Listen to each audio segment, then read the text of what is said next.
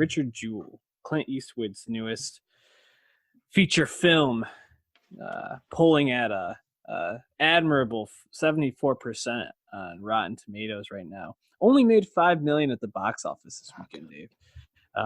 Warner Brothers having a rough year. Continues. Yeah, especially when you got a lot of really good performances in this. A couple of people have already been nominated for Golden Globes or SAG Awards off this. And you have a lot of stars. You got, Paul Walter Hauser. This really probably is his star-making role, or like his breakout role. But Sam Rockwell, Kathy Bates, John Hamm, Olivia Wilde, like there are big names in this. Richard Jewell, any good? Did you like it? I did. I did like it a lot. I think it's kind of unfortunate that there's a lot of controversy, justly, around the film. It's kind of distracting from, the rest of it. I think it does fit in a lot of the recent Clint filmography as well from his directing work. But yeah, I did like it. I think it works. What about you? I thought it was a pretty good movie. I wouldn't say it's one of my favorites I've seen this year, but I thought it was still really good. I thought specifically Rockwell and Paul Walter Hauser really were excellent, and then Kathy Bates as well. But I wouldn't say to the same degree. Although her press conference at the end I thought was pretty moving. That'll be the awards reel right there for her. But yeah, you talked about the controversy, and that was really my first thought leaving the film was Olivia Wilde going for it, man. Like you talk about like the overacting award or whatever the name of it is at this point. She wins. She wins on a landslide because every time she's on screen, she is just like a complete pistol, and not always in the best ways. How did you feel about her performance? So honestly, from her performance, it was my favorite Olivia Wilde acting role in a long time. I was looking back at her acting career, and it's honestly not that flattering. No. Like, what is her signature film? I don't know. Like, maybe her season on the OC? Like, I feel like she's... The filmography is not impressive. The best thing she's done is Booksmart, which she directed this year, and it's unfortunate that we're already distracted from that and onto choices made with a role she did. Yeah, I feel like she's more famous for her looks, unfortunately, just being a very attractive actress. I don't know if she would be considered a great actor. And of course, the controversy around this film being that she portrays Kathy Scruggs, reporter for the Atlantic Sun Journal or whatever it's called on there. I didn't write it down. Local paper. And in the film, she trades sex to get tips and for stories and things like that. And specifically, she in the film basically makes an agreement with John Hamm, playing an FBI agent, that she'll trade sex for a tip on the investigation to the bombing. And the newspaper has come out and written a pretty scathing editorial saying that this is not true, asking for a warning at the beginning of the movie that this is not fact-based, this character portrayal. But Wilde has pushed back on it, saying that, John Hamm's character playing an FBI agent isn't put to the same scrutiny. Fair point. There's a lot of accounts out there about Kathy Scruggs as a reporter, some that would back this portrayal, some that would not, would refute this portrayal. So it's a bit of a gray area. Where do you fall in terms of this portrayal of this character? So she in a sense, she would be right to call it a double standard if Hamm was also playing someone who was a real person. Mm-hmm. But he's just a composite figure, right? Right. And on top of that, what's the whole message of Richard Jewell? Why is this story worth telling? Why is the movie successful?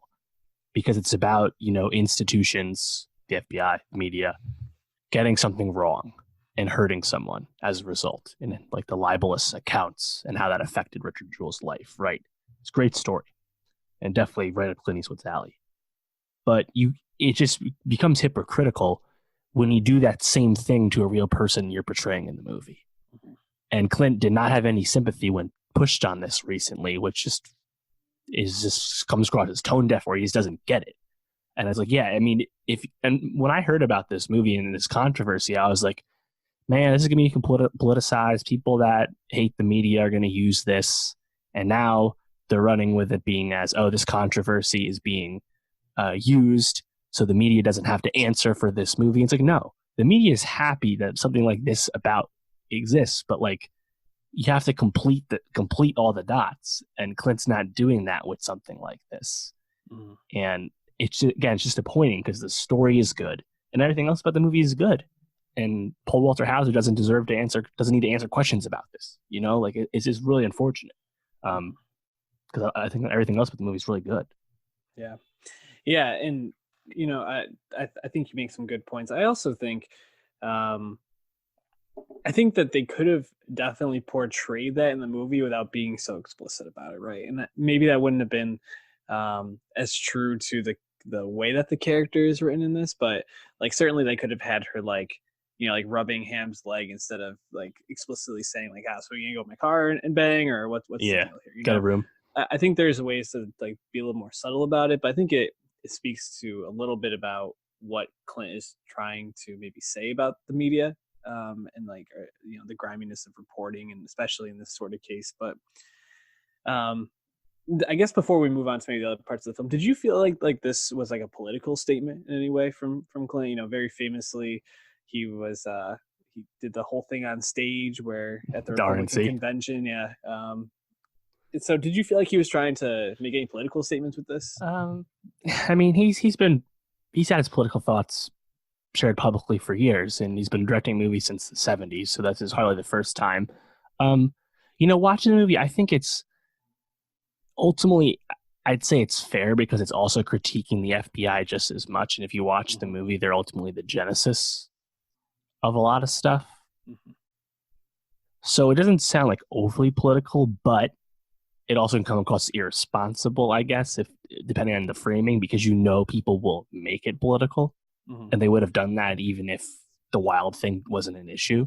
So, yeah, I mean, I think of this in a piece. This is like American Sniper. This is like Sully. This is like the 1517 to Paris. Those movies all differ in quality, but they're all the same thing about Clint's just real big interest in like civilian heroism and stuff, and or at least not famous heroism, whatever. So yeah, it definitely fits his MO of late. So yeah. I do think it's political on some level, but I think people can read into this in different ways, especially with the way that the current administration has attacked the FBI pretty openly. Right. Yeah, I think people can kind of take this as a movie that's fairly right-wing leaning at this point, and sure. I don't think Clint intended it that way. At least I didn't get that vibe watching the movie that he was like overtly trying to say that. No. Ultimately, he's just telling the story the way, yeah, it seems to be pretty accurate in terms of the broad strokes from everything I've gathered. Certainly, again, it's definitely a good story worth telling, and the performances really make that so. Yeah, and I think that's a good place to kind of move into is Paul Walter Hauser. I mean, what a force he was in this movie, man. And I think Rockwell has definitely the more like showy part, because Jewell on all accounts was a bit of a I don't know, a goofy dude. Like I'm not really sure the way to put it, but he was simple guy, I guess. Yeah, simple, a little bit more like mild mannered in a lot of ways, and right. Sam Rockwell playing Watson Bryant, this like kind of this attorney who plays by his own rules and no one can control him and kind of fuck the man type ideal, is a lot more like in your face, like out there shouting, having like the funny lines, whereas Walter Hauser is kind of playing this like goofy dude, and I think it comes across really well. And I think when you finally start to see Jewell being like broken down by what's happening to him, that's when you really get to see him just crushing this role. And I think he's fantastic. And we've seen glimpses of it, I, Tonya, Black Klansman. There was Black Klansman. But this really feels like his coming out party. How did you feel about his performance? Oh, yeah, he was great. I think he's won and been nominated for 2 Breakthrough Performance Awards so far this year from some smaller bodies. And yeah, it's like it makes sense as like a continuation of like I, Tonya and Klansman. You get like the energy and timing that Hauser just really brings to his roles, and then seeing that expand in someone like Jewell, which there is comedic elements to that personality, and the story plays into that. There's like stuff played for laughs when like Rock was like, "You have guns in the house," and he's like, "Sir, this is Georgia." Like, there's lots of funny stuff in there, but also he's able, like every time he says, I get it, I'm law enforcement too.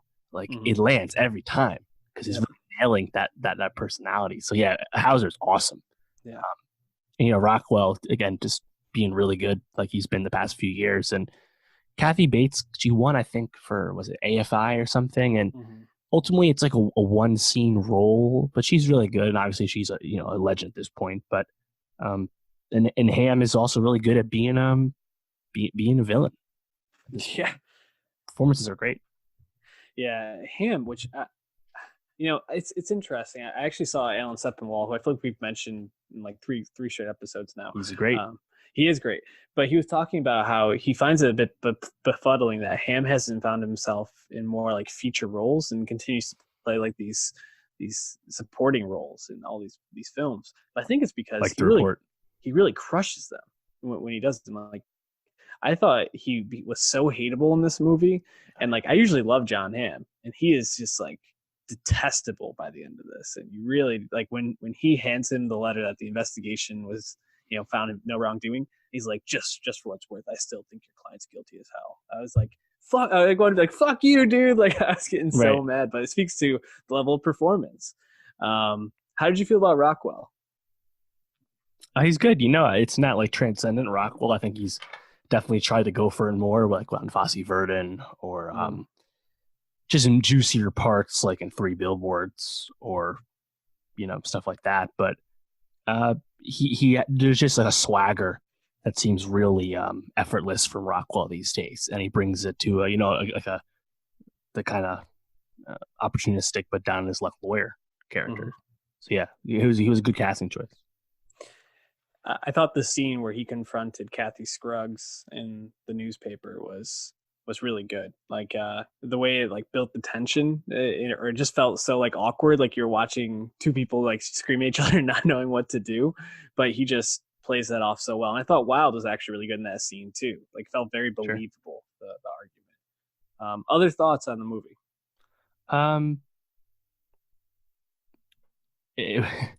Speaking of that scene, RIP to newsrooms of that size. Lots of local papers don't really exist in that fashion anymore. It definitely dates the movie. But yeah, nothing will wow you with the cinematography or the filming, but the story ultimately is just a really strong, easy to dramatize tale that making a movie about it, you almost a shock it hasn't happened by now, because this was what the late was it 96 or 86? 96. Yeah. So happy it got made.